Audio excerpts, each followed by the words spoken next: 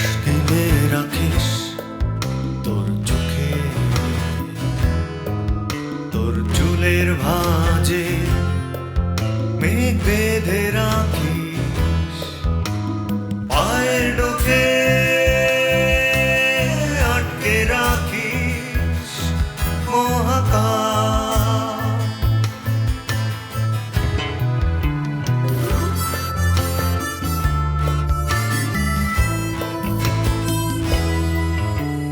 হাওয়ায় গড়া তোর শরীর, তোর চারপাশে ধুলো দেয়াল, বুকের জানালা খুলে দিলে অন্ধকার, ঢুকে পড়ে রাত্রি ঘুম পোকা হাহাকার। পাথর চোখ তবু স্বপ্নে মাখামাখি তোর কারতা, আমি স্বপ্ন প্রেতাত্মা তোর খুব কাছে একলা একা। আপনি মিয়া মানুষটা আজব কিসিমের। কেন? জ্যোতিরে যে আপনি কিছু কর নাই সেটা আমি বুঝতে পারতেছি, কিন্তু দোকানের মালিকের লগে আমার দেখা হয়েছিল জেলে। সে আমারে কইছে যে আপনি তার 3 লাখ টাকা দিছেন আমারে ছাড়ানোর লেগে। আপনি একদিকে ভাবিরে নিয়ে যাইতেছেন ক্যামেরা কিনতে, আরেকদিকে কাকুলিরে ফিট দিতেছেন তারা নিয়ে পদ্মা রিসোর্টে যাবেন, ঘটনাটা কি? আরে ভাই, তোমার ভাবি আমার লোকে গেছে ক্যামেরাটা চয়েস করে দিতে, সে তো আর ছবি তুলতে পারে না। আমি তো ছবি তোলাটা শিখতে চাই। তোমার ভাবি যেহেতু ছবি তুলতে পারে না, তো কাকুলি আমার ছবি তোলা শিখাইতেছে, আমি ওর কাছ থেকে ছবি তোলাটা শিখবো।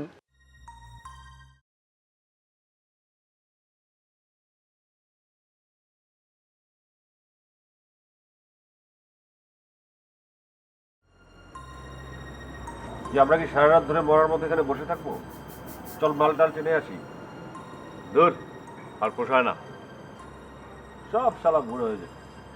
ওই দেখ না, একটা ভং ধরে বসে আছে। ওই ভং, তো কি হয়েছে? কিছু হয় নাই। তোর যে কি হয়েছে আল্লাহই জানে। তোর চেহারার মধ্যে একটা ছাগল ছাগল ভাব চলে আসতেছে, দেখলেই মনে হয় একটা ছাগল। আবার ছাগলের মতো লাগলে তোর কোনো সমস্যা আছে? তোরা থামবি?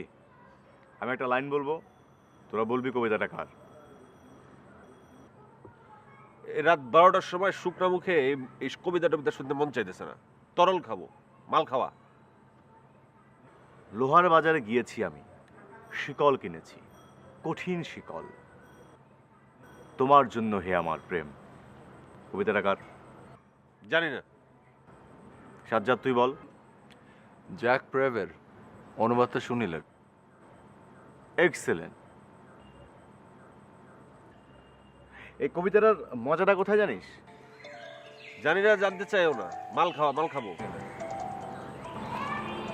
এই কবিতাটার মজা হচ্ছে, আমিও লোহার বাজার থেকে প্রেম কিনেছি 3 লক্ষ টাকা দিয়ে, কিন্তু লোহার শিকল দিয়েও সেই প্রেম আটকা রাখতে পারছি, পিছলায় যাচ্ছে। তোর আর জ্যোতির প্রেম নিয়ে আমি মাত্র একটা কবিতা লিখলাম। সব দ্রব্য মিলিত হয়েছে এক জলে, যে জল আমি অনুভব করি আমার চিবুকে গড়ানো অশ্রুধারায়। বাহ বাহ সাজ্জাদ, তোর মতো একজন কবি গৃহপালিত কুকুরের মতো জীবন ধারণ করছে। তোকে উদ্ধার করতে হবে আমাদেরই। আমার উদ্ধার করার দরকার নেই।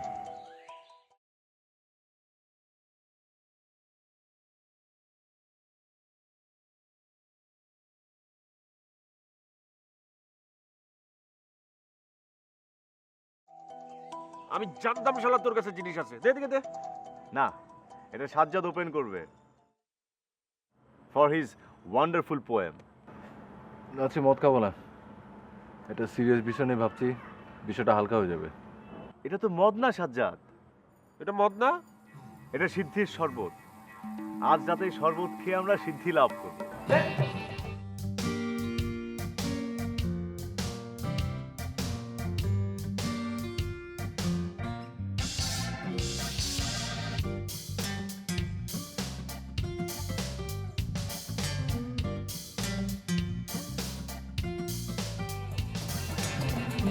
বাবু বাবু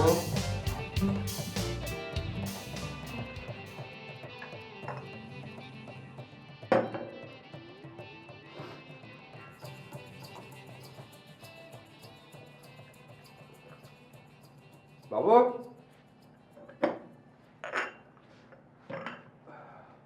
ওই বাবু টাকা দে। কোন টাকা? বম ধরবি না শালা, একটা চক্কনা দিমু একদম বাপ মার নাম সব ভুলে যাবে কিন্তু। মার মার মার। তো লজ্জা শরম বইলা কিচ্ছু নাই না? বন্ধুর হাতে মার খাবো, এতে লজ্জার কি আছে? তোর যদি আমাকে মারতে ইচ্ছা করে তুই মার। শনি সকালবেলা কথা বেচাতে ভালো লাগতেছে না, তুই টাকা বের কর। মাসের 10 তারিখ আজকে এখন পর্যন্ত ভাড়া দিই না। হাসান ভাই কি মনে করতেছে আল্লাহ জানে। হাসান ভাই কিছুই মনে করতেছে না, ওনারা তো পাত্তা দেওয়ার কি আছে আমি তো বুঝতে পারতেছি না। ওনার বাসায় যে আমরা আসি, ওনার সাথে যে আমরা সময় কাটাইতেছি, আমাদের মেয়ে বন্ধুদের সাথে উনি সমানে চুটায় টাঙ্কি মারতেছে, ওনার বিপদ আপদ ওনার পাশে দাঁড়াইতেছি, জেলে গেলে ছাড়াই আনতেছি, এটা কি যথেষ্ট না? ভাড়া দিব কেন? হ্যাঁ, আরে ওনার যদি কৃতজ্ঞতা বোধ থাকে এবারের একটা অংশ আমাদের লিখে দেওয়া উচিত। তুই কথা পেঁচাস কি করে এত? হ্যাঁ, তোর পকেটে যদি পয়সা না থাকে তুই আবার স্ট্রেট জানাই দে, দোস্ত আমার পকেটে টাকা নাই, তুই মাস্টার কোন ম্যানেজ করে চালাই দে, আমি পরের মাসে টাকা শোধ করে দেবো। বাস তুই উল্টা পাপড় নিতেছস। তুই টাকার খোটা আমার দিবি না, একদম টাকার খোটা দিবি না। কিন্তু আমি দরিদ্র কবি হতে পারি, কিন্তু আমার আত্মসম্মান বোধ আছে। আমি সারাদিন তোর মতো টাকার পিছে ঘুরি না। তোর আত্মসম্মান বোধ যখন এত বেশি, তো দে টাকা বের কর, টাকা দে। চা বানাস নি? যা বলতে চা বানাই নিয়ে। আমি তো তোর চা করতো, আমি তো তোর লেগে চা বানায় রেডি রেখে দেবো। ছি ছি ছি ছি, তুই আমার চা করতে যাবি কেন? হ্যাঁ, তুই জানোস না আগেরকার দিনে রাজা বাদশারা কবিদের জন্য সেবা দাসীর ব্যবস্থা রাখতো। এখন যুগ চেঞ্জ হয়ে গেছে, ডিজিটাল যুগ। এখন কবিদের জন্য থাকবে সেবা দাস। তুই যা, জলদি একটু চা বানাই নিয়ে। ঠিক আছে আমি গেলাম, আমি আসলে চলে যেতেছি। আমি এবার তোর তোর মতো গাধার লোক আমি থাকুন না, ইম্পসিবল। তুই কই যাবি? যেখানে খুশি যাবো, যেখানে খুশি চলে যাবো। হাসান ভাই তো ঠিকই বলে যে 100 হাত দূরে থাকুন ট্রাকের পিছনে লেখা থাকে, তোর পিছনে ওরকম একটা আছে। হাসান ভাইরে আমি বাড়ি ভাড়া দেই নেই, এটা আমার অপরাধ হইতে পারে? এই জন্য তুই আমার ছেড়ে চলে যাবি দোস্ত? হ্যাঁ শালা ধান্দাবাজ। আচ্ছা যা, হাসান ভাইরে আমি ম্যানেজ করবো, তোর ফেস করতে হবে না। যা, তোর যা খুশি তুই তাই কর, যা খুশি তুই তাই কর, আমি তোর সাথে থাকবো না বাস। আর দয়া করে বিকালবেলা চাবিটা রেখে যাস, আমি আসবো, এসে কাপড় চাপড় নিয়ে যাবো। গেলাম। এই সাজ্জাদ, চল। সাজ্জাদ, আরে চাবিটা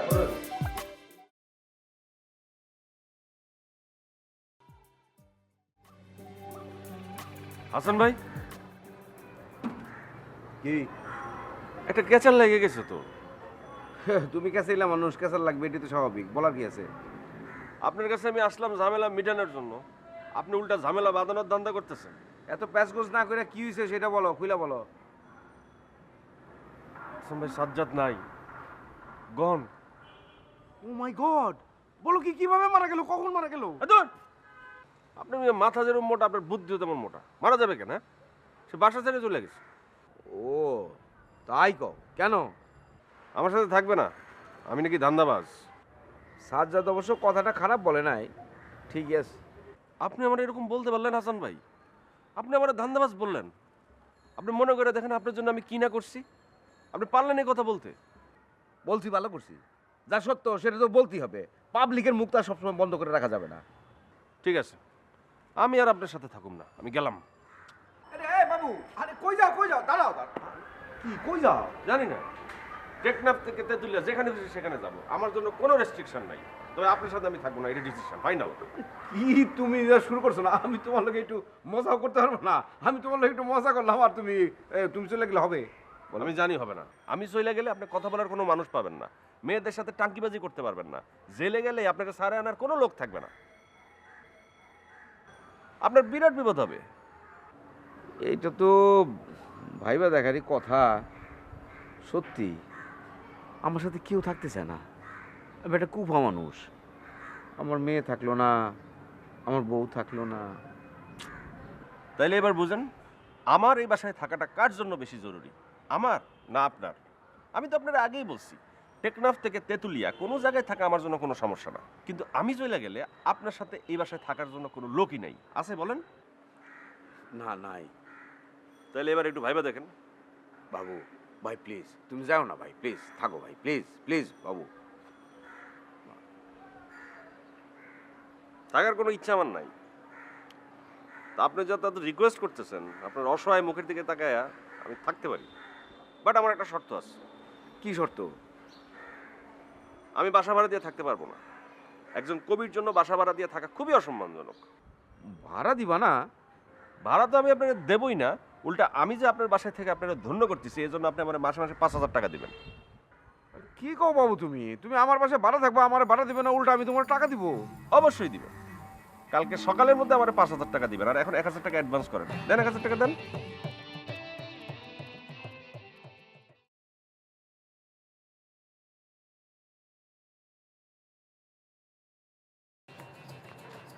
আমার মনে হয় বাসাটা ছেড়ে দিতে হবে। কেন? আব্বা চান আমি আর ওই বাসায় থাকি। 2 মাস ধরে তার সঙ্গে কথা বলবো। সমস্যাটা কি আমার নিয়া? চুপ করে থাকলে তো কথাটা এড়ানো যায় না।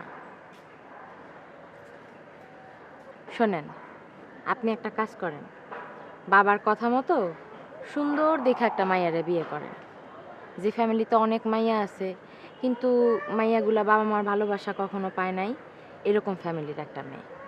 মাইয়াটা তখন আপনারা পাইয়া শক্ত করে আটকায় ধরবে, অনেক ভালোবাসবে আপনারে। তখন আর আমার মতো বাজারের মাইয়া মানুষের কথা আপনার মনে পড়বে না। তোমার কথা শেষ হয়েছে? না, আরও একটা কথা আছে। আপনারে আজকে অনেক সুন্দর লাগতেছে। বিয়ের সময় ঘনায় আসলে মানুষের এরকম সুন্দর লাগে। আচ্ছা, তুমি এত সুন্দর করে কথা গুছাই কেমনে বলবো? হুমা, লেখাপড়া করি নাই দেখি কি কথা গুছাই বলতে পারবো না? তুমি কোন ক্লাস পর্যন্ত পড়ছো? ক্লাস 5। আরো পড়তে ইচ্ছা করে? তা তো করবে না কেন? কিন্তু ইচ্ছা করলেই তো আর হবে না। আমার মতন বুইড়া একটা মাইয়া কি এখন বাচ্চা কাচ্চাদের সাথে গিয়ে স্কুলে পড়তে পারবে? আমি তোমার পড়াবো। হাসছো তো কেন? আমার স্বামী যদি শোনে যে পড়াশোনা করার জন্য নিয়মিত আপনার সাথে আমি দেখা করতে যাই, তাহলে তো আমার বাসা থেকে বাইর করে দিব। অসুবিধা নেই, আমার বাসার দরজা সবসময় খোলা থাকবে। বলাটা যত সহজ, করাটা তত সহজ না। আপনার এখন মনে হচ্ছে যে আপনি আমার জন্য অমুক করবেন, তমুক করবেন, আমার জন্য জীবন দিয়ে দিবেন, পুরা দুনিয়ার সাথে ফাইট করবেন। অবশ্য এরকম ভাবার কারণটা খুব সাধারণ। কারণটা কি? কারণটা হইল আপনি আমার এখনো পান নাই। মানুষ যা পায় না তার প্রতি টান থাকে অনেক বেশি। পা হয়ে গেলেই ফুরায় গেল, ফুটটুস। তখন আর দুনিয়ার সাথে ফাইট করা যায় না, তখন নিজের সাথেই নিজে ফাইট করতে থাকে, আর সে ফাইটে নিজেই হেরে যায়। প্রেম এসে যাযাবরের মতো চুমু খেয়ে গেলে মনে হয় বিরহের স্মৃতিচারণের মতো মধুর আর কিছুই নেই। কি বললেন? একটা কবিতা, তোমার কথাগুলোর কাব্যরূপ। কবিতাটা অবশ্য আমারই লেখার কথা ছিল, কিন্তু আমি লেখবার আগে আমার ভাবনা চুরি করে কেউ একজন লিখে গেছে। আপনি না অনেক মজা করে কথা বলেন। হয়তো, তবে তোমার কথাটা কিন্তু ঠিক না। তোমার প্রতি আমার টান, আকর্ষণ, ভালোবাসা, আগ্রহ সব কিছু এরকমই থাকবে। দেখো, শেষ পর্যন্ত এমনিই থাকবে। বাসা ছাড়বেন কখন? মানে? আপনি না বললেন যে আপনার বাবার সাথে ঝগড়া করে বাসা ছাড়তেছেন, ভুলে গেলেন? ও না, বাসা তো ছাড়বো, কয়েকদিনের মধ্যে ছেড়ে দিতে পারি। আজকে রাইতেও ছেড়ে দিতে পারি। ঠিক করছেন কোথায় যাবেন? তোমার সাথে থাকতে দিবা?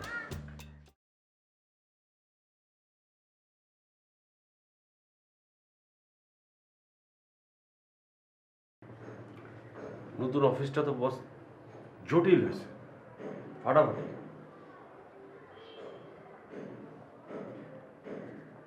অনেকক্ষণ ধরে বসে আছি, এক কাপ চা খাওয়াবেন না বস?